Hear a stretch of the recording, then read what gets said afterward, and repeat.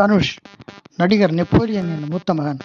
தசைச்சிதைவு நோயால் பாதிக்கப்பட்டு அவர் சிகிச்சைக்கு செல்லாத இடமே இல்லை.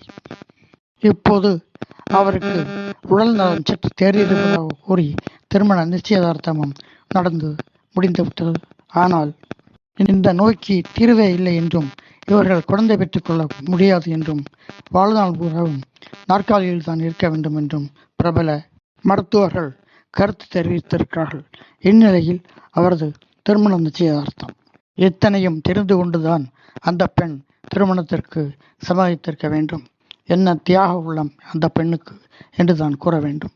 அதே சமயத்தில் நெப்போலியன் செய்தது சரியா, தெரிந்தே ஒரு பெண்ணின் வாழ்க்கையை கெடுக்கலாமா என்று பல கேள்விகள் யூடியூபில் கேட்கிறார்கள்.